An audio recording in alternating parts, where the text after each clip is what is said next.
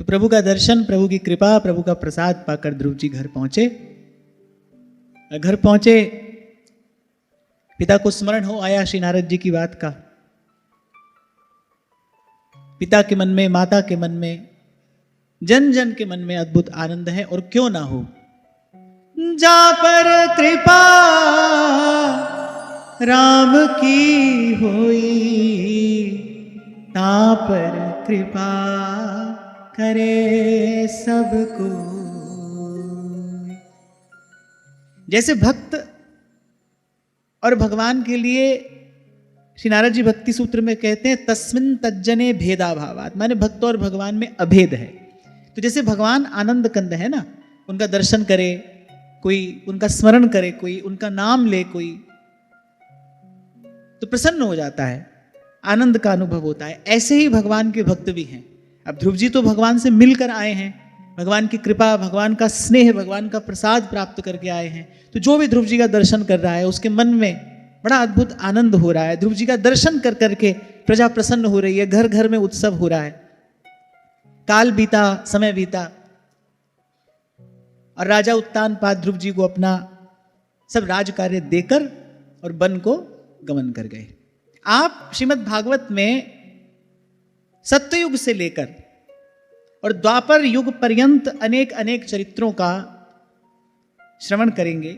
आप देखेंगे कि कोई कितना भी बड़ा धुरंधर क्यों ना हो, कोई कितना भी प्रतापी क्यों ना हो, पर उसने एक नियत समय तक ही संसार का व्यवहार का निर्वाह किया है और उसके पश्चात वो सबसे मुक्त होकर एकांत में भगवद आराधन में लगा है। यहां एक बात मैं और बहुत बल देकर कहना चाहता हूं। बहुत बार ऐसा होता है और प्राय करके सभी के साथ ऐसा होता है कि उठते बैठते चलते फिरते सबको लगता है हाँ भाई हम भजन कर रहे हैं, भजन कर रहे हैं, लेकिन जैसे ही आप एकांत में पहुंचते हैं ना, मन की वास्तविकता उस समय सामने आती है कि मन कितना भजन में लगा है और कितना नहीं लगा है। आध्यात्मिक उन्नति का लक्षण केवल एक ही है, इसको आप बहुत ध्यान से सुनना। बहुत समय पहले मैंने आपसे कहा था कि जैसे संपत्ति प्राप्त हो जाने के बाद लक्ष्य होता है संपत्ति बढ़ाने का, ऐसे ही पहले तो भटकते हुए जीव को भजन का मार्ग मिले, लेकिन जब भजन का मार्ग मिल जाए फिर उसका लक्ष्य होना क्या चाहिए? अब प्रभु कृपा करहु इहि भांति, सब तजी भजन करूं दिन राति। अखंड भजन, यही एक साधक का, यही एक उपासक का लक्ष्य हो। तो हमारी आध्यात्मिक उन्नति हो रही है कि नहीं, इसका लक्षण क्या है? आप एकांत में आपकी स्थिति कैसी है, एकांत में मन की दशा क्या है, एकांत में मन किस ओर दौड़ता है। बहुत समय पहले यहीं से मैंने कहा था, एक संत के मुख से मैंने सुना था, बोले साधु वही है जिसका एकांत पवित्र है। आप खुद ही अपने जीवन में अनुभव करते हैं। आप देखो उठते बैठते चलते फिरते तो आपको लगता है कि हाँ ठीक है, नाम जप हो रहा है, कभी कम हो रहा है, कभी अधिक हो रहा है, लेकिन जब आपको ये कहा जाता है ना भाई एक आसन में बैठकर और नाम जप करो, तो आप देखो वो आप करने बैठोगे तो आपको थोड़ी कठिनाई होगी, किसी को बहुत कठिनाई हो सकती है। उसमें भी एक बात मैं आपको और बताता हूं, खुली आंख से बैठकर नाम जपना और बंद आंख से नाम जपना, इन दो स्थितियों में भी भेद होता है। खेल क्या है, रहस्य क्या है? सारा का सारा खेल तो शक्ति का है। जब आप किसी काम में लगे हो ना, तो आपकी मात्र 10-20% शक्ति जो है वो भजन में लगी है, लेकिन जब आपको बैठा दिया जाता है तब आपकी क्रिया शक्ति जो है उसको भी भजन में लगना है, जो भाव शक्ति है उसको भी भजन में लगना है। इसीलिए उस समय कठिनाई होती है। और उस समय आपको यह कह दिया जाए भाई आंख बंद करके बैठना है, फिर तो आप देखो 2-4 मिनट से ज्यादा आरंभ में आप बैठ नहीं पाओगे। तो बड़ी देर तक साधक को ऐसा ही लगता है कि हाँ भाई कर तो रहे हैं, भजन कर तो रहे हैं, पर आपकी वास्तविक स्थिति क्या है इसका पता तभी लगता है जब आप एकांत में पहुंचते हैं। और मैं कभी कभी विचार करता हूं कि कैसी जीवन शैली भारतवासियों की रही होगी। चक्रवर्ती सम्राट, देव दुर्लभ भोग सामग्री उनके पास है, हमको तो क्या ही छोड़कर आना है। आज के मनुष्य के पास तो छोड़ने के लिए क्या है? जरा जीर्ण शरीर है, रोगों का घर शरीर बन चुका है, और जो सुख सुविधा साधन सामग्री हमने छल कपट करके इकट्ठी की भी है, कितनी देर का सुख दे पाती है? आप देखो वो चक्रवर्ती सम्राट, पूरी पृथ्वी के एक छत्र राजा, कौन सी ऐसी भोग सामग्री जो उनके पास में उपलब्ध नहीं है, और एक क्षण नहीं लगाया और छोड़कर चल दिए, और फिर कभी पीछे वापस मुड़कर नहीं देखा। ये एक दिन में, एक क्षण में छोड़ना जो है, ये एक दिन में, एक क्षण में नहीं हो पाता है। इसके लिए जीवन भर तैयारी की जाती है। बहुत ध्यान से सुनना, जिसकी युवावस्था शुद्ध रहेगी उसी की वृद्धावस्था सिद्ध होगी। वृद्धावस्था की सिद्धि क्या है? वृद्धावस्था की सिद्धि यही है भाई कि जब शरीर भी व्यवहार से निवृत्त हो गया, मन भी सब ओर से सिमट जाए, और फिर से अब प्रभु कृपा करहु एहि भांति, सब तजी भजन करऊं दिन रात। जब जब ऐसा कोई प्रसंग आता है ना, तो मैं विचार करता हूं कि भाई देखो, ये बड़े बड़े राजा, बड़े बड़े सम्राट, और एक क्षण नहीं लगाया और अपना सब कुछ छोड़कर चल दिए, कभी वापस पीछे मुड़कर नहीं देखा। अच्छा, ऐसा नहीं जैसे आप हम आते हैं, हम तो आए, वृंदावन आ गए, चलो आ गए, अब क्या है, दिन भर फोन पर बात हो रही है घर से, घर वालों से संपर्क टूटा थोड़ी है। कभी वो आ जाते हैं, कभी आप पहुंच जाते हैं, नहीं तो फोन पर तो बराबर बात होती रहती है। अचार लेते आना, मिठाई लेते आना, यहां से ये लेते जाना, यहां तो ये सब चलता रहता है। आप देखो, वो लोग जब जाते हैं तो पता नहीं है वो कहां गए हैं। इसको कहते हैं संसार से संबंध विच्छेद कर लेना। लेकिन ये जो संसार से संबंध विच्छेद हो रहा है ना, इसके लिए भाई जीवन भर का अभ्यास किया है किसी ने, उसने जीवन भर अपने जीवन को साधा है, पवित्र जीवन जिया है, सदाचार युक्त जीवन जिया है, तब वृद्धावस्था इस प्रकार की सिद्धि प्राप्त करने योग्य हुई है। और मुझे लगता है कि ऐसे थोड़ी थोड़ी परीक्षा प्रत्येक साधक को अपनी करते रहना चाहिए। जैसे एक कक्षा से दूसरी कक्षा में आप पहुंचते हैं, तो वर्ष में जो एनुअल एग्जामिनेशन होता है वो तो एक ही बार होता है, वार्षिक परीक्षा तो एक ही बार होती है, लेकिन फिर भी देखो छोटे छोटे टेस्ट तो क्लास में होते रहते हैं ना। ऐसे साधक को थोड़ी थोड़ी परीक्षा अपनी करते रहना चाहिए। इसीलिए हमारे यहाँ ये बड़ी सुंदर व्यवस्था थी कि वर्ष में कुछ दिन, वर्ष में कुछ काल किसी तीर्थ में जाकर रहे, एकांत में जाकर रहे। ऐसा तो नहीं कि कहीं गृहस्थ ने, व्यवहार ने हमको इतना बांध लिया है कि अब एक पग भी वहां से बढ़ाना दूभर हो गया है, लगभग असंभव हो गया है, ऐसा ना हो जाए। इसीलिए मैं आपको कहा करता हूं कि वैसे तो शास्त्र कहता है कि अपना दशांश शुभ कार्य में लगाना चाहिए, और हमको आपके धन से प्रयोजन नहीं है भाई, लेकिन जो आपका समय है ना, यही आपका वास्तविक धन है, यही आपकी वास्तविक संपत्ति है। तो प्रयास किया करो कि एक महीना में 3 दिन तो यहां पर आकर रहो, और उस प्रकार से रहो जिस प्रकार से वृंदावन वास किया जाना चाहिए, उस प्रकार से यहां पर आकर रहिए। क्योंकि ऐसा में देखने में आता है ना, दिन भर लगे हैं, वही वृत्ति है, वही मन की दौड़ है। और आज तो क्या है ना, सुख सुविधा भी बहुत उपलब्ध है, बटन दबाया बात हो गई, बटन दबाओ वीडियो कॉल हो जाएगा। तो आप देखो कि आपको ऐसा नहीं लगता कि ये जो आपने अपने मन में एक भ्रम पाल लिया कि भाई हम सब छोड़कर वृंदावन आ गए, ये तो सिर्फ आपने लोकेशन चेंज किया है। भाई एक स्थान से उठे दूसरे स्थान पर आ गए, वो तो वही सब रहा है, वही विचार है, वही चिंतन है, वही व्यवहार में लिप्तता है।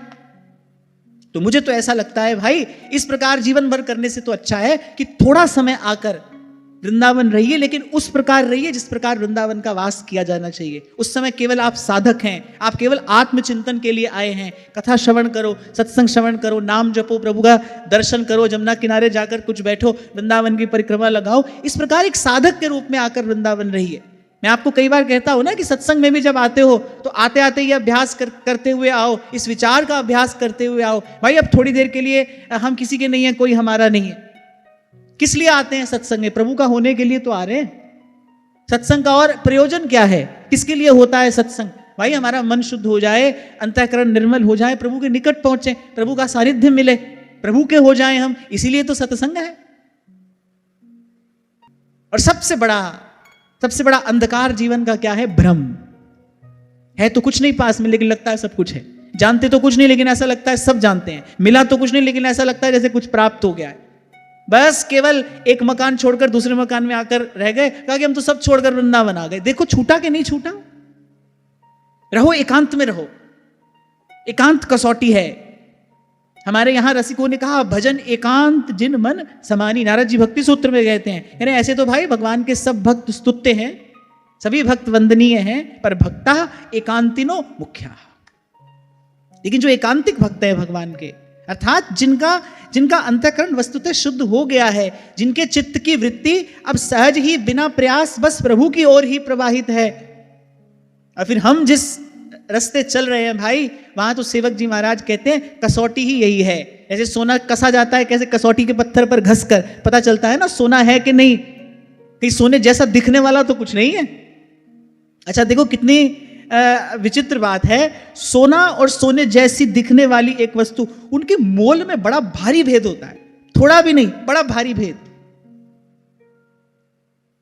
तो हम जिस मार्ग पर चल रहे हैं ना, ये जो नित्य विहार रस है, ये जो निभृत निकुंज की उपासना है, इसके लिए तो सेवक जी महाराज कहते हैं श्री हरिवंश नाम रस झिले।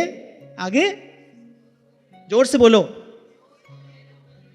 क्यों सो है लोगन में मिले। यानी इस नाम का, ये जो हरिवंश नाम का रस है, ये आपको मिला कि नहीं, इसकी कसौटी क्या है, इसका लक्षण क्या है, कैसे पता चले कि जो नाम दिन रात जप रहे हैं, रट रहे हैं, गा रहे हैं, इस नाम का रस हमको मिला कि नहीं, बोले इसका लक्षण क्या है, श्री हरिवंश नाम रस झिले। अरे क्यों सो है लोगन में मिले, बोले व्यवहार सुहाता नहीं, करना भी पड़े तो बड़ी विवशता से व्यवहार करते हैं, सुहाता नहीं। देखो जीव आया है संसार में किस लिए, प्रभु से मिलने के लिए आया है। अच्छा हम देखो सबसे मिले, एक प्रभु से नहीं मिले, प्रभु ही नहीं मिले, बाकी तो यहां सब मिला है भाई। और वहां कबीर कहते हैं सतगुरु मिला तो सब मिला, अरे एक मिला तो सब मिला, नहीं तो मिला न को मात पिता सुत बांधवा, ये तो घर घर हो। आए तो प्रभु से मिलने हैं, और प्रभु को छोड़कर बाकी सब मिला है। लेकिन आपको मैंने कहा था कि जिसको आप और मैं मिलना कहते हैं ना, वो मिलना नहीं है, वो तो टकराना है। नदी नाव संजोग है, थोड़ी देर के लिए कोई किसी से टकराया है, फिर वो जीव अपने रास्ते जाएगा और दूसरा अपने रास्ते जाएगा। मिलते तो प्रभु ही हैं, मिल सकते ही प्रभु हैं। जीव से केवल प्रभु ही मिल सकते हैं, जीव से केवल गुरु ही मिल सकता है, और कोई मिल ही नहीं सकता, बाकी तो सब टकराते हैं। और जैसे दो वस्तुएं टकराती हैं तो आवाज होती है ना, ऐसे ही आप देखो यहां आप किसी से टकराते हो, आवाज होती है। किसकी आवाज होती है, सुख दुख की आवाज होती है। यहां कोई किसी से टकराता है, थोड़ी देर के लिए सुख दुख का थोड़ा सा शोर होता है, और बस सब अपने अपने रास्ते चल देते हैं। वस्तुतः श्रीमद् भागवत का चिंतन है ही इसलिए, जीवन सिद्धि किस प्रकार की जाए, अपने जीवन को साधा किस प्रकार से जाए। ये जो अभी थोड़ी देर पहले आपसे मैंने कहा ना, जो एक क्षण में छोड़कर चल दिए, उसके लिए भाई जीवन भर तैयारी की है, पवित्र जीवन जिया है, गुरुजनों की आज्ञा में रहे हैं, अपने धर्म का पालन किया है, अपने कर्तव्य का पालन किया। क्योंकि ये जो विरक्ति है, सहज विरक्ति, सुदृढ़ विरक्ति, ये किसका फल है, धर्म ते विरति जोगते ज्ञाना, ज्ञान मोक्ष प्रद वेद बखाना। तो राजा उत्तानपाद ने देखा भाई अब प्रजा भी श्री ध्रुव जी को बड़ा प्रेम बड़ा स्नेह करती है, उनका बड़ा आदर करती है। बस उसके बाद उन्होंने कहा भाई अब विलंब करना ठीक नहीं है, अपना कार्य हो गया, आप चलिए। कई बार आपको एक उदाहरण देता हूं ना कि ये संसार क्या है, चक्रव्यूह है, और जीव को इसमें घुसना तो आता है, इसे निकलना नहीं आता। घुस तो जाता है इसमें, सब घुसे ही है, तो निकलना नहीं आता। निकलना किसको आता है, चक्रव्यूह से निकलना या तो कृष्ण जानते हैं या अर्जुन जानते हैं। माने चक्रव्यूह से निकलना या तो भगवान जानते हैं या भक्त जानता है।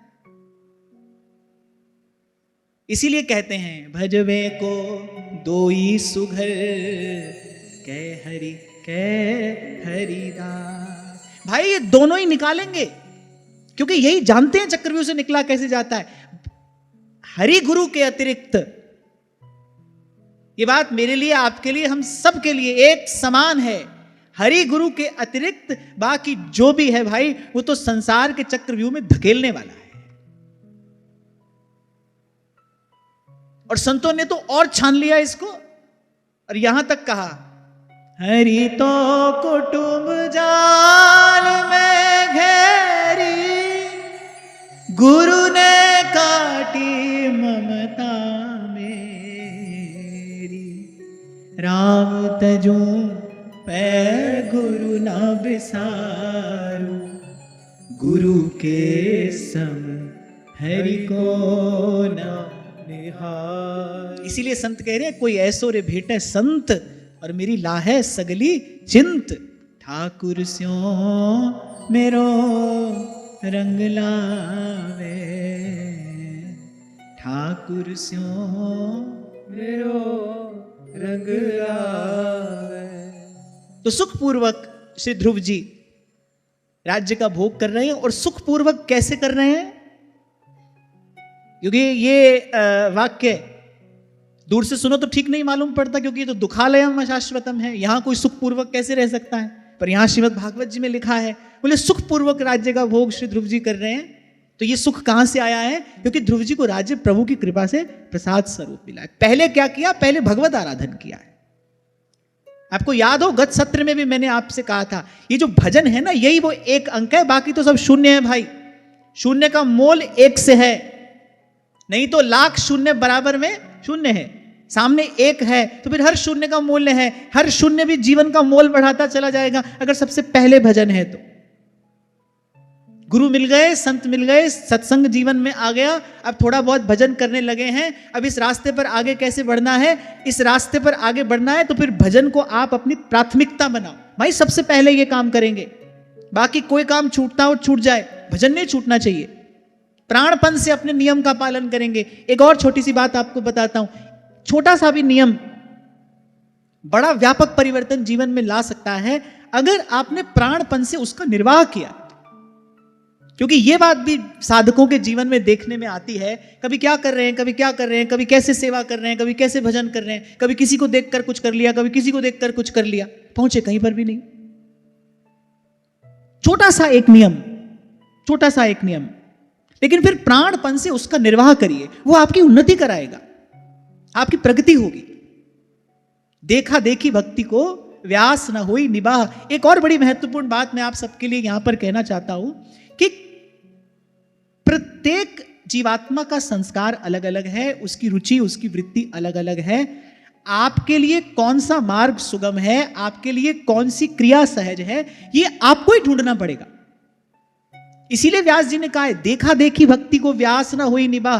अब एक व्यक्ति की रुचि नाम जप में बहुत है, आपकी रुचि मान लो कथा श्रवण में है, आपकी रुचि श्री जी की सेवा में है, और नाम जप में अभी उतनी रुचि नहीं है, तो यदि केवल आप देखा देखी 2 घंटा 3 घंटा अपने साथ बलात् हठात ये करने का प्रयास करोगे तो आप देखोगे मन उपरत हो जाएगा, जो भजन भावना है वो भी क्षीण हो जाएगी। ऐसा ना हो, सहज में देखो, नाम रूप लीला और धाम, इन चारों में से किसी से भी कोई पूर्ण रूपेण जुड़ जाए, इनमें से किसी के भी प्रति समर्पित हो जाए तो उसको भगवत प्रेम प्राप्त होता ही है। आप देखो, ढूंढो कि मेरी सहज रुचि किसमें है। कुछ समझ ना आए तो फिर नाम उपाय नेक है। वैसे तो नाम मुझे लगता है ये तो सभी के लिए परम औषधि है, लेकिन अब भाई दिन भर तो नाम जप नहीं करोगे तो अपनी अपनी सहज रुचि, अपनी सहज प्रवृत्ति आपको खोजनी पड़ेगी। लेकिन ये सब कैसे होगा? थोड़ी देर शांति से बैठोगे जब तो होगा, थोड़ी देर एकांत में बैठोगे तब तो होगा, थोड़ी देर अपने साथ बैठोगे तब तो होगा। दिन भर मोबाइल की स्क्रीन पर सारी दुनिया का दर्शन करते रहोगे, मन बिखरता ही चला जाएगा, तो अपने निकट आओगे कैसे? और वहां संत कह रहे हैं, काहे रे बन खोजन जाई, काहे रे बन खोजन जाई, सर्व निवासी सदा अलेपा, सोए संग समा। आप देखो, कभी कभी आश्चर्य होता है संतों के शब्द सुनकर, अरे कितने निकट हैं प्रभु आपके। फूप माही जो बास बसत है, समझ गए? अरे जैसे फूल में खुशबू है, माने दोनों को कोई न्यारा कर ही नहीं सकता। पत्ती पत्ती तो कोई तोड़ सकता है फूल की, लेकिन फूल को उसकी सुवास से न्यारा नहीं कर सकता है कोई। फूप माही जो बास बसत है, मुकुर माई जो छाई, ऐसे ही हरि बसे निरंतर, घट ही खोजो भाई, बाहर भीतर एको जानो, एह गुरु ज्ञान बताई। और इस भाव की सबसे अमूल्य पंक्ति, कहे नानक बिन आपा चिन्है, मिटे न भ्रम की काई। अब देखो, जैसे श्री सेवक जी महाराज नाम अनन्य है, श्री प्रबोधानंद सरस्वती पाद वो धाम अनन्य है, श्री स्वामी हरिदास जी महाराज उनकी रूप में आ सकती है, इष्ट अनन्य है, दिन भर एक ही भाव में रमे हैं। श्री हरिदास के स्वामी श्यामा कुंज बिहारी, भक्तमालकार उनका यही परिचय देते हैं, जुगल नाम को नेम जपत नित कुंज बिहारी। तो आपकी सहज रुचि, सहज वृत्ति कहां है, ये आपको ढूंढना पड़ेगा, आपको खोजना पड़ेगा।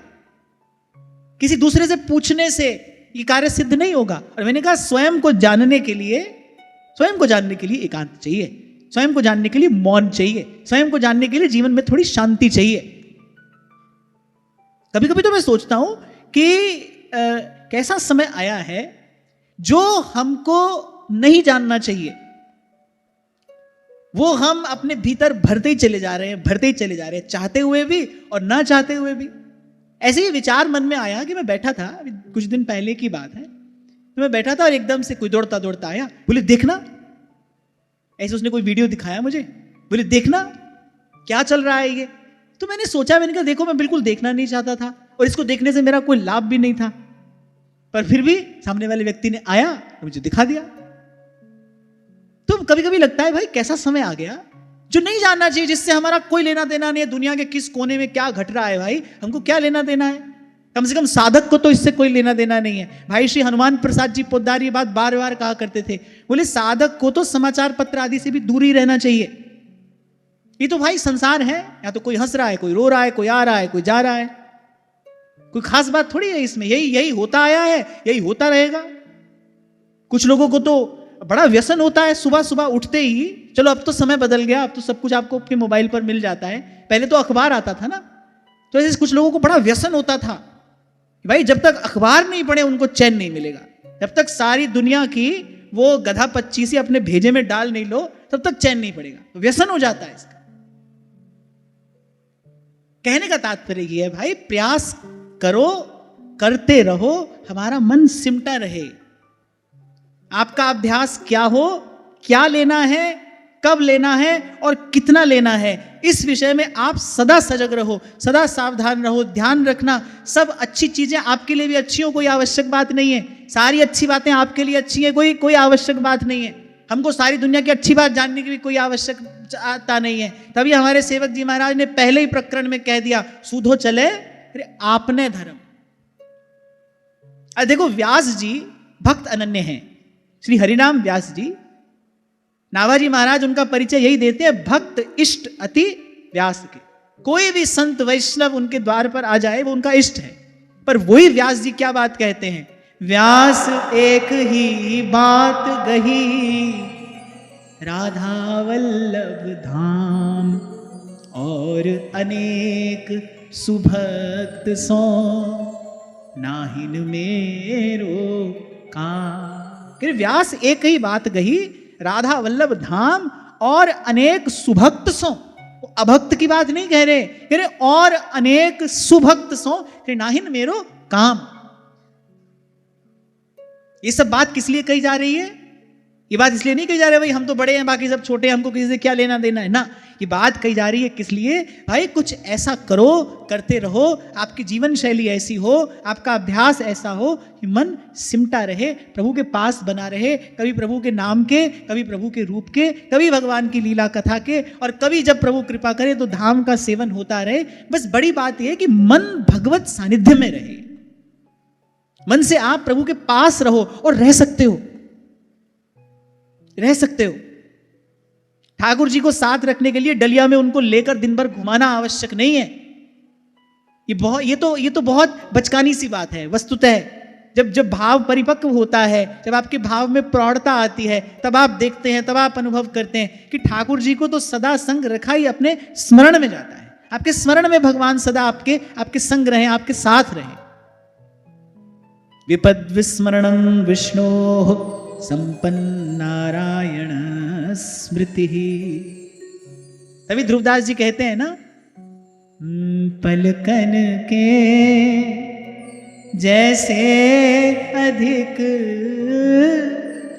पुत्रिन सोमति प्यार, ऐसे लाडली लाल के छिन छिन चरण संहार, ऐसे श्यामा श्याम के छिन छिन चरण संहार। अब कोई पूछे कि क्या मन सतत भगवान का स्मरण कर सकता है? क्यों नहीं कर सकता? सतत संसार का स्मरण करता है कि नहीं करता है? इसका अर्थ यह हुआ कि मन सतत किसी का स्मरण तो कर सकता है, उसमें ये योग्यता तो है, उसमें ये सामर्थ्य तो है, यहां से इतना तो जाना जा सकता है ना। तभी संत कहते रब दा की पौना, करे तो पुटना थे लाना। किसको पुटना है? करे ये जो मन लगा है ना इस निरंतर इसी संसार के चिंतन में, बस मन से निरंतर भगवत चिंतन होता रहे, भगवत स्मरण होता रहे। अच्छा, एक और बात आपको बताता हूं, सब करने के बाद पहुंचना यहीं पर ही है, याद बनी रहे, स्मरण बना रहे। इसीलिए शास्त्र कह रहा है विपद विस्मरणं विष्णो संपन्न नारायण स्मृति। हनुमंत विपति प्रभु सोई, जब तब सुमिरन भजन न होई। तभी आपको कभी कहा था भाई, हमारे संत जिस लेंस से संसार को देखते हैं ना, उससे संसार कुछ और नजर आता है। अब आपके घर में ब्याह हो रहा है, अब भाई अनेक अनेक अतिथि आए हैं, आप भी उस उछल कूद में लगे हो, अब सेवा नहीं हो पाई, भजन भी नहीं हो पाया, थोड़ी देर के लिए तो ठाकुर जी की विस्मृति हो गई। आप कह रहे हो कि हमारे घर में उत्सव है इसलिए ठाकुर जी की विस्मृति हो गई। अब भाई इतने अतिथि आए थे, हम इसमें उसमें और जाने कहां कहां कैसे कैसे लगे रहे, तो नहीं हो पाया ठीक से भजन, ठीक से सेवा नहीं हो पाई। क्यों नहीं हो पाई? वो घर में उत्सव है। और संत कह रहे नहीं उत्सव नहीं, विपत्ति है। हनुमान जी कह रहे, कहे हनुमंत कह रहे विपत्ति प्रभु सोई, और जब तब सुमिरन भजन न होई। आप पूरे मोहल्ले को मिठाई खिला रहे हो, लाला हुआ है, लाली हुई है। अब संत जब देखता है इसको, वो कह रहे देखो अनेक अनेक कामनाओं ने जन्म ले लिया है। अब जीव और इस संसार के पाश में, इस मोह पाश में बंध जाएगा और प्रभु से दूर हो जाएगा। तो भाई संत जिस कांच से इस संसार को देखता है ना, वो कुछ और है।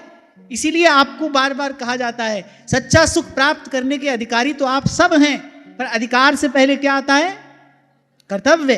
पहले कर्तव्य यह है कि किसी सच्चे संत की शरण में जाकर उससे पूछिए सच्चा सुख किसको कहते हैं। प्रथम हृदय श्रद्धा जो करे, आचार जन जाए अनुसरे, जहां जहां हरिवंश के रसिकन की सेवा जब होई, प्रीति सहित बूझऊ सब कोई।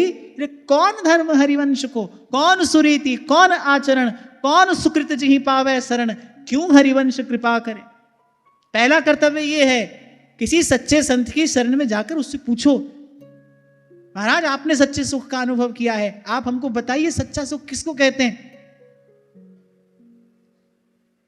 और देखो श्री जी की कृपा है, हमको संतों की वाणी सुलभ है, संत हमको बता रहे हैं ये संसार अपार विरत है, ये संसार अपार विरत है, जम की त्रास न सहिए रे मन, गोविंद के है रे मन, गोविंद के है रे मन, गोविंद के है रे मन, गोविंद के है। ये संसार अपार विरत है, ये संसार अपार विरत है, जम की त्रास न सहिए रे मन, गोविंद के है रे मन, गोविंद के है। और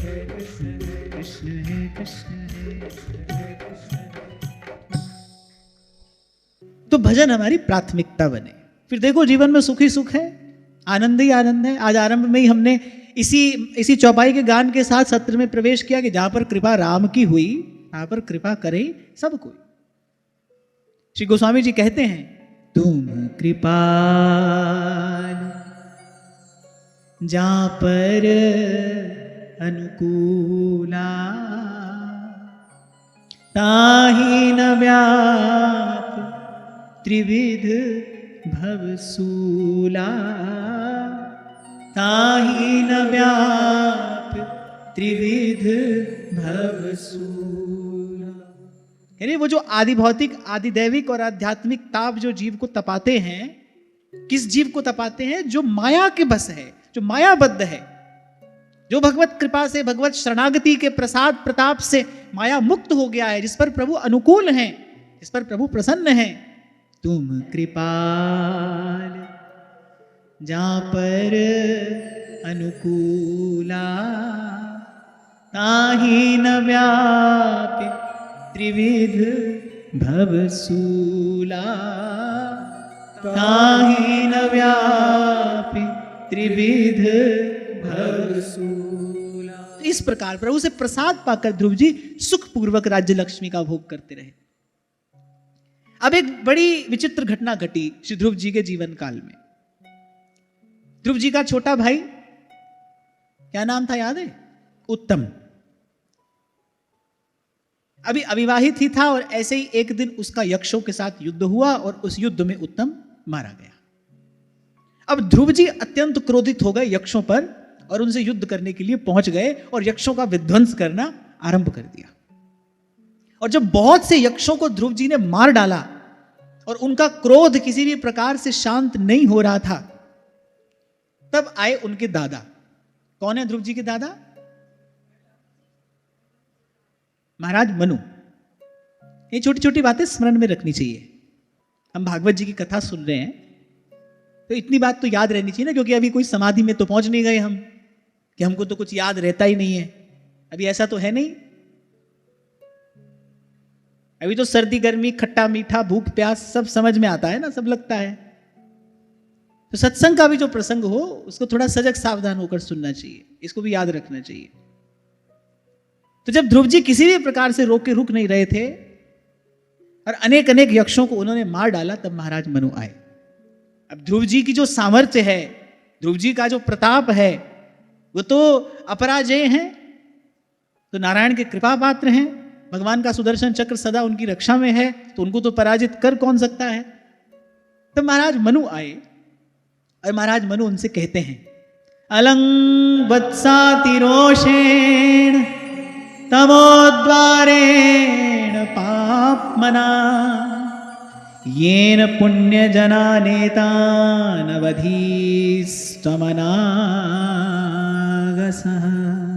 मनु जी ने कहा, पुत्र इससे अधिक क्रोध करना ठीक नहीं है। कहा कि ये पापी नरक का द्वार है और इसी के वशीभूत होकर तुमने इन निरपराध यक्षों का वध किया है। अब उत्तम को तो एक यक्ष ने मारा था, अब ध्रुव जी ने क्रोध में आकर जाने कितने यक्षों का वध कर दिया। यहां जो बात विचित्र भी है और आपके हमारे लिए विचारणीय भी है कि देखो, काम क्रोध के वश में कोई कभी भी हो सकता है। जिनको बाल्यकाल में भगवान का दर्शन हो गया है, जिनको साक्षात भगवत प्रसाद प्राप्त हुआ है, जब वो भी इस प्रकार किसी विकार के अधीन हो सकते हैं, फिर हमारी गति क्या होगी। तभी तो महाप्रभु जी हमको सावधान करते हुए कहते हैं, ही डरप हरिवंशहित, जिन अब भ्रमहि गुण सलील पर। अच्छा, ये पंक्ति हमने सहस्त्रों बार यहां गाई, इसका अर्थ समझते हो? महाप्रभु किस भय से भयभीत होने के लिए कह रहे? कहे ही डरप हरिवंश हित, जिन अब भ्रम ही गुण सलिल पर। क्या अर्थ हुआ? हाँ चलो, ये तो आपको याद है कि भव सिंधु में किसका जल है? त्रिगुण का जल। महाप्रभु कह रहे हैं कि ये जो त्रिगुण है, सत्व रज तम, बोले इनका विचार, इनका चिंतन, इनका सेवन, बोले ये जीव को पुनः पुनः पुनः पुनः संस्कृति में डालने वाला है। ही डरप हरिवंश हित। जिन अब भ्रम ही गुण सलिल पर। और इससे बचने की युक्ति, जिहि नाम निमंगल लोकति हूँ, सुहरि पद भज न विलंब कर। युक्ति क्या है? सब सोहित निष्काम मति, श्री वृंदावन विश्राम, श्री राधा वल्लभ लाल को, हृदय ध्यान मुख नाम। प्रभु के नाम के अतिरिक्त भाई जो भी है सब त्रिगुण के ही अधीन है। इसीलिए आपसे कहता हूं, बलिहारी गुरु आपने, जिसने ये नाम रूपी चिंतामणि आपको हमको प्रदान कर दिया, ऐसा नाम निरंजन होवे, ऐसा नाम निरंजन होवे, ऐसा नाम निरंजन होवे, ऐसा नाम निरंजन होवे। और भाई यहां से पार वही गया है, जिन्नी नाम ते आया गए मसकत काल, जिन्नी नाम ते आया गए मसकत काल, नानक ते मुख उजले केती छुट्टी नाल, सतनाम सतनाम सतनाम सतनाम। क्योंकि जब श्री महाप्रभु कहते हैं ना, राधा वल्लभ लाल को हृदय ध्यान मुख नाम, तो उसमें भी भाई रूप तक पहुंचने के लिए भी तो नाम ही है ना। नाम निरंजन है, नाम निर्मल है, नाम शुद्ध है, नाम पवित्र है, नाम सत्य है, नाम सनातन है, नाम सर्वस्व है। और फिर जिस युग जिस काल में हम आप आ पहुंचे हैं, यहां तो राम नाम अवलंबन एक हूं। यहां तो गोस्वामी जी कह रहे दूसरा रास्ता ही नहीं, मार्ग ही नहीं है। गुरु ने नाम दिया माने सीधा सीधा प्रभु तक पहुंचने का मार्ग दे दिया है। गुरु ने जो नाम सुनाया है, गुरु ने जो नाम दिया है, वो वस्तुतः क्या है? बोले सीधा प्रभु तक पहुंचने का मार्ग है। नाम मिलते ही, जैसे ही कान में नाम श्रवण किया, बस उसके बाद तुरंत बाद हरदम हीरा लाल है, गिन गिन गुरु को सौ, सतनाम सतनाम सतनाम सतनाम सतनाम सतनाम सतनाम सतनाम। तो महाप्रभु ने कहा भाई इस त्रिगुण रूपी जल पर ना मंडराते रहना। आप देखो, आप विचार करो, जो भी विचार आपके मन में उमड़ घुमड़ रहे हैं, वो या तो राजसिक होंगे, तामसिक होंगे, या सात्विक होंगे। तीनों में से कोई ना कोई एक प्रकार का विचार ही सदा मन में होगा ना। और महाप्रभु तीनों से बचने के लिए कह रहे हैं। यद्यपि ये बड़ी आगे की बात है, सूक्ष्म बात है। जैसे निष्काम होने के लिए पहले पवित्र कर्म करना पड़ता है। एक छोटा सा उदाहरण है, हाथ बहुत मैला है, तो आपने साबुन से हाथ धोया।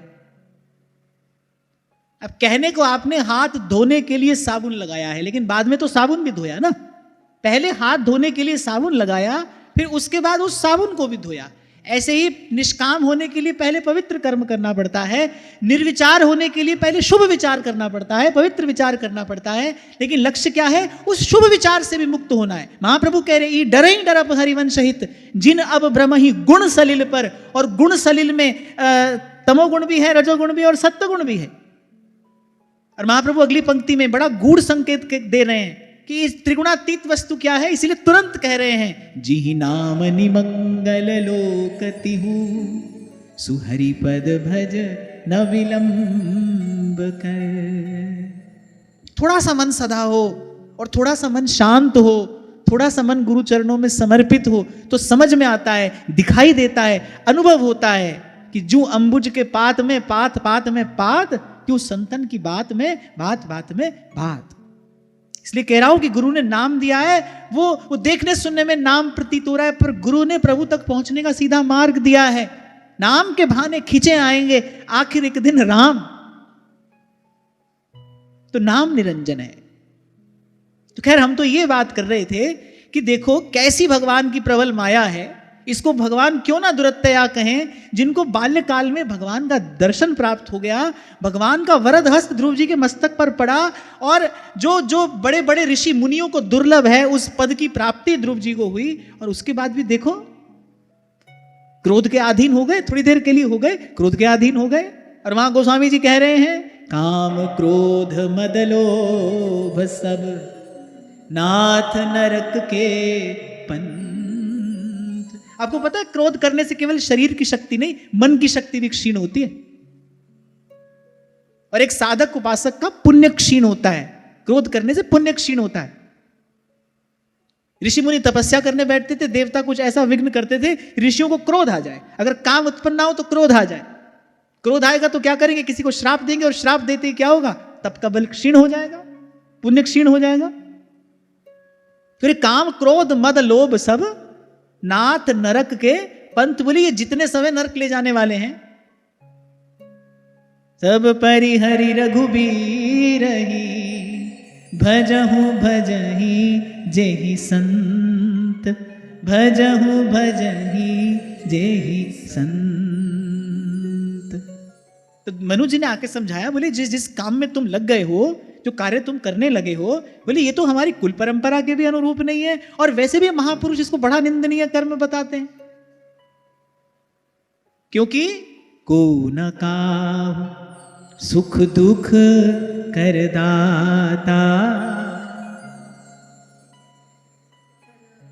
भोग सब भ्राता, निज कृत कर्म भोग सब भ्राता। अच्छा, महापुरुष इसको निंदनीय क्यों बता रहे हैं? क्योंकि मृत्यु किसकी हुई? नहीं, उत्तम की तो मृत्यु हुई, देह की मृत्यु हुई ना, क्योंकि आत्मा तो मरती नहीं है ना। ये बात तो बच्चा भी जानता है, इंफॉर्मेशन तो सभी को है। मृत्यु देह की हुई, और आध्यात्म में देह को सत्य मानना सबसे बड़ा पाप है। तो मनु जी ने यही आकर ध्रुव जी को समझाया कि दो बात है। पहली बात तो कौ न काऊ सुख दुख कर दाता, कोई किसी को सुख दुख देने वाला नहीं है। जीव अपने प्रारब्ध से बंधा हुआ यहां आया है, किसका किसके साथ लेना देना है भाई कोई नहीं जानता। तभी तो आपको आज आरंभ में ही मैंने कहा, आप भले कहते रहो ये मिला वो मिला, हम उनसे मिले हम इनसे मिले, कोई किसी से नहीं मिला भाई। यहां कोई किसी से मिल ही नहीं सकता। जीवात्मा का मिलन केवल परमात्मा से हो सकता है, वो भी कब? जब दोनों के बीच में महात्मा आता है। बाकी यहां किसी का किसी से मिलन नहीं होता, सब टकराते हैं, सुख दुख का शोर होता है थोड़ी देर के लिए, और फिर अपनी अपनी यात्रा पर सब निकल जाते हैं। उसके बाद कोई किसी को ना जानता है ना कोई किसी को पहचानता है। आगे आप श्रवण करेंगे एक प्रसंग में, राजा रोए जा रहा है, पुत्र चला गया, पुत्र मर गया, बड़े काल में पुत्र मिला था। संत को दया आई, नारद जी आए, राजा को कहा कि अच्छा ठीक है हम बुला देते हैं तेरे पुत्र को। पुत्र आया, बोले कौन किसका पिता कौन किसका पुत्र? तो कोई किसी से मिलता नहीं यहां पर। तो ये व्यर्थ का बोझ हमने अपने सर पर उठाया है। तो मनु जी ने महाराज ने दो बात कही। बोले पहली बात तो यक्ष के हाथ से अगर उत्तम मारा गया तो बोले उसका प्रारब्ध था, को न काहु सुख दुख कर दाता, निज कृत कर्म भोग सब भ्राता। संसार में व्यवहार में पड़ा व्यक्ति इसको ना समझे, लेकिन भजन के मार्ग पर चलने वाला व्यक्ति, जिसको सत्संग प्राप्त है, जिसके जीवन में शुभ कर्म है, सद्विचार है, वो भी यदि इसको ना समझे तो इसका अर्थ तो यही हुआ ना भाई, विवेक जगा नहीं। और यहां से एक बात और समझ में आती है भैया, कि जगा हुआ विवेक भी कभी सो सकता है। जगा हुआ विवेक भी, जागृत महापुरुष का विवेक भी सो सकता है। यदि ध्रुव जी विवेक से विचार करते तो ऐसा कभी नहीं करते। ध्रुव जी ने युद्ध करना आरंभ किया, अनेक यक्षों का संहार कर दिया, माने उतने काल के लिए विवेक सुप्त अवस्था में पहुंच गया। तो हमको यह समझना चाहिए, मैं यही आपको कहना चाह रहा था भाई, ध्रुव जी जैसा परम भागवत अगर वो कभी किसी समय ऐसी स्थिति में पहुंच सकता है तो भाई हमारी क्या गति होगी, हमारी क्या दशा होगी। इसीलिए कभी आपको मैंने कहा था, बिनु सत्संग विवेक ना होई। सत्संग से विवेक जागता भी है और सत्संग से जगा रहता भी है। जागा हुआ विवेक कब सो जाए कहा नहीं जा सकता। श्री महाप्रभु जी ने स्फुट वाणी में सिद्धांत के जो भी कुछ एक शब्द कहे हैं, श्री महाप्रभु जी ने सब शास्त्रों का सार स्वरूप सिद्धांत का है, बड़े थोड़े से शब्दों में। सुटवाणी अद्भुत है, महाप्रभु की बोलन अद्भुत है। क्यों ना हो, प्रकट प्रेम को रूप धरी श्री हरिवंश उदार, क्यों ना हो। महाप्रभु ने समस्त शास्त्रों का सार सुटवाणी के कुछ सिद्धांत के शब्दों में कह दिया है। तो विवेक जगे, इसके लिए भी सत्संग चाहिए। और ध्यान रखना, ऐसा नहीं कि भाई अब तो हमारा विवेक जग गया, अब तो हमको सब समझ में आ गया, अब हमको सत्संग की क्या आवश्यकता है। यहां देखो क्या आवश्यकता है। यह कथा का प्रसंग बता रहा है कि निरंतर सत्संग की, सतत सत्संग की क्या आवश्यकता है। भाई क्या पता कब माया की प्रबल समीर चलेगी और जगा हुआ विवेक सो जाएगा, और फिर वही कार्य कर बैठोगे, और उसका परिणाम क्या होगा। करे पारासर सुर इंद्र, करे कलप कामिनी मन फंद्या। परिणाम क्या हुआ, परे देह दुख द्वंद, कौन क्रम काल निकंद्या। इहि डरहि डरप हरिवंश हित, जिन अब भ्रम ही गुण सलील पर। जिहि नाम निमंगल लोक तिहु, सुहरि पद भज न विलंब कर। सुहरि पद भज न विलंब कर। अच्छा, और ये तो आपका हमारा सबका अनुभव है ना भाई। कभी कभी जब भजन भावना थोड़ी शिथिल पड़ती है तो सत्संग फिर प्रेरणा स्तोत्र बनता है, सत्संग फिर प्रोत्साहित करता है। तो ये जो घटना, इसीलिए मैंने कहा ये बड़ी विचित्र घटना भी है और बड़ी विचारणीय घटना भी है कि ध्रुव जी जैसा परम भागवत वो भी क्रोध के अधीन हो सकता है। और मनु जी ने आकर सबसे पहली बात यही की, अलंग वत्सा तिरोषेण, बोले बस बेटा अब और क्रोध मत कर। तमोद्वारेण पाप मना, अरे बोले ये पापी नरक का द्वार है। जीव का अपराध किया क्रोध में आकर, किसी भी जीव का अपराध किया, उसका परिणाम क्या होगा। उसका परिणाम होगा भाई उसका फल भुगतने के लिए यहां पर आना पड़ेगा। उत्सुकतावश पूछ लिया था भीष्म पितामह ने, बोले चलो ठीक है अब तो आपका दर्शन हो रहा है, मैं आपके चरण कमलों का दर्शन स्मरण करते जा रहा हूं, पर एक बात तो मुझे बताइए, मैंने तो कभी मन से भी पाप नहीं किया, मुझे आखिर इतनी पीड़ा, इतना दारुण दुख मिला तो किस अपराध से मिला। तो भगवान मुस्कुरा कर कहते काल भगवान कभी किसी के साथ अन्याय नहीं करते। इस बात को तो निश्चित जान लेना चाहिए भाई, हिस्से में जो दुख पीड़ा आई है कभी ना कभी किसी के लिए दुख पीड़ा का कारण बने होंगे, तो आज हमको दुख पीड़ा मिल रहा है। और कभी इस प्रसंग का जब मैं चिंतन करता हूं ना तो मुझे लगता है भाई मनुष्य अगर ये सोचे ना कि साल भर में खूब पाप करेंगे, एक बार जाकर गंगा जी में गोता लगा आएंगे और पाप मुक्त हो जाएंगे और फिर से नई किताब लिखनी आरंभ करेंगे, नई पुस्तक लिखनी आरंभ करेंगे, उसको अवश्य सावधान रहना चाहिए। अनेक जन्म पूर्व किए हुए एक कर्म का फल भीष्म पितामह को मिल रहा है, और वो भीष्म पितामह कौन है, उसी गंगा के पुत्र हैं। सुबह शाम उन्हीं गंगा का वो आराधन करते हैं, उन्हीं गंगा की गोद में खेले हैं, गंगा की पवित्रता ने उनका पोषण किया है, उनको पुष्ट किया है। इसीलिए गोस्वामी जी कहते हैं कर्म प्रधान विश्व करि राखा, जो जस करहि सो तस फल चाखा। जो जस करहि सो तस फल चाखा। और इस कर्म बंधन से मुक्ति केवल और केवल समर्थ सद्गुरु की शरण में पहुंचकर ही जीव को प्राप्त होती है। कमल कर जिन अभय दीने, कर्म बंधन सब कटे। पर एक बात मेरे को यहां पर कहनी है कि कोई भी संबंध कभी एक पक्षीय नहीं होता, उभय पक्षीय होता है। गुरु शिष्य का संबंध भी ऐसा है, और उसमें भी गुरु शिष्य के संबंध में भी कई बार हमने इस बात की चर्चा की कि शिष्य की भूमिका महत है, गंभीर है।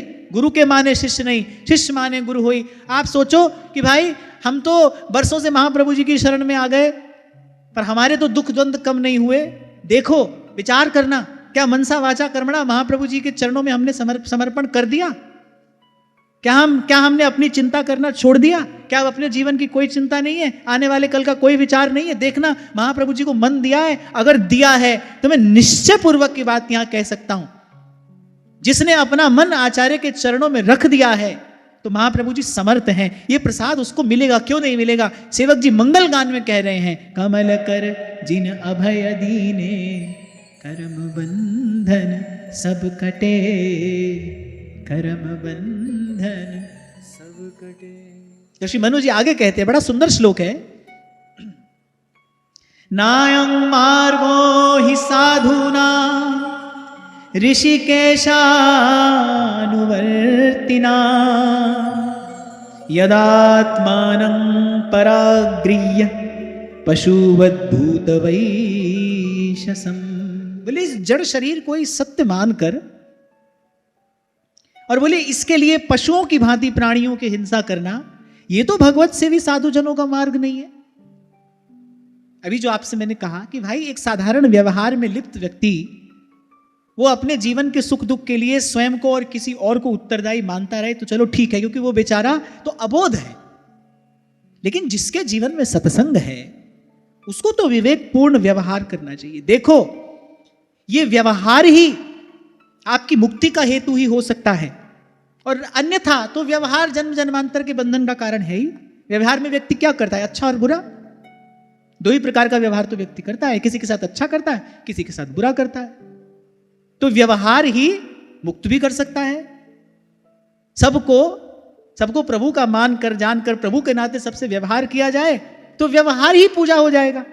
आपने प्रत्येक की सेवा प्रभु के नाते की, आप जिसकी भी सेवा कर रहे हो, जिसका भी सहयोग कर रहे हो, उसको प्रभु के नाते प्रभु का मानकर कर रहे हो, तो आपका किए जाने वाला वो काम सेवा हो गया, वही व्यवहार आपकी मुक्ति का कारण हो गया। अन्यथा तो व्यवहार जन्म जन्मांतर से जीव को संस्कृति में डालता ही आया है। इसीलिए महापुरुष कहते हैं आध्यात्म के क्षेत्र में पाप का पाप क्या है, बोले देह को नित्य मानना यही सबसे बड़ा पाप है। सारे पाप यहीं से जन्म लेते हैं भाई, सारे पाप यहीं से जन्म लेते हैं। श्री स्वामी शरणानंद जी महाराज जी वो जो पत्राचार उनका श्री देवकी माता जी के साथ में हुआ, मुझे लगता है कि श्री स्वामी जी ने 100 से अधिक बार देवकी माता जी को यही कहा था कि तुम किसी भी काल में देह नहीं हो, तुम किसी भी काल में देह नहीं हो, स्वयं को देह ना जानना, स्वयं को देह ना मानना। गत सत्र में हमने इसी बात पर बड़े विस्तार से चर्चा की ना, प्रथम ही मज्जन कीजिए फिर सौरभ अंग लगाए, और मज्जन करके छुड़ाना क्या है, अरे मैल अभिमान अंग अंगन छुड़ाइए, देहाभिमान छुड़ाना है। इस बात का आपको हमको निरंतर अभ्यास करना होगा। यदि वस्तुतः भजनानंद चाहते हैं, हम चाहते हैं कि भाई हमको भी जो सुख संतों को मिला हमको सुख मिले, तो इस बात का निरंतर अभ्यास करना होगा। भाई हम किसी भी स्थिति में, किसी भी काल में, किसी भी हाल में हम दे नहीं है भाई, प्रभु के हैं। अभी तो भाई व्यवहार में लगे हैं, और अभी थोड़ी देर पहले मैंने आपसे कहा निष्काम होने से पहले शुभ कर्म किया जाता है, निर्विचार होने से पहले शुभ विचार किया जाता है। हमको भी इस व्यवहार से मुक्त होना है तो पहले व्यवहार शुद्धि करनी हो। काम के क्रोध के वेग आएंगे। अच्छा, एक और बड़ी सुंदर बात श्रीमद् भगवत गीता में मिलती है। भगवान कहते हैं तपस्वी कौन है, काम क्रोध आदि विकार जिसमें उत्पन्न ही नहीं होते, ऐसा नहीं कहा भगवान ने। भगवान ने कहा जो इनके वेगों को सह लेता है। बड़ी सूक्ष्म बात है। लोग गाते रहते हैं, यहां वहां पूछते रहते हैं महाराज जी काम बहुत सताता है, बहुत सताता है। अरे वो विकार तो है ही, किसी में कम किसी में अधिक। आपकी जीवन शैली का उस पर प्रभाव होता है, भोजन आदि का उस पर प्रभाव होता है, वो तो कहीं कम कहीं अधिक है। ये तपस्वी कौन है? तपस्वी वो है जो काम क्रोध के वेग को सह लेता है। किसी ने आपका अपकार किया, आपको क्रोध आया, लेकिन तत्काल आपने विवेक से काम लिया, और जो प्रतिक्रिया आप देने जा रहे थे आपने नहीं दी, आप सह गए। बस यही आपकी तपस्या है। और ऐसा ही जन तपस्वी कहा गया है। कौन कह रहा है? भगवान कह रहे हैं। भगवान कह रहे हैं जो काम क्रोध के वेग को सह लेता है वो तपस्वी है। हाँ, लेकिन सहने के लिए शक्ति चाहिए, जिसको आप सहन शक्ति कहते हो ना, सहने के लिए शक्ति चाहिए। जैसे एक व्यक्ति होता है, थोड़ी सी ठंडी हवा में जाए तो बीमार पड़ जाता है। क्यों? क्योंकि उसके पास, उसकी देह के पास वो जो प्रतिरोधक क्षमता है, वो जो शक्ति है वो नहीं है। और एक व्यक्ति है वो बड़े से बड़ी स्थिति को भी झेल जाता है, स्वस्थ रहता है, प्रसन्न रहता है, उसकी शक्ति अधिक है। तो शक्ति चाहिए। वो शक्ति कहां से आएगी?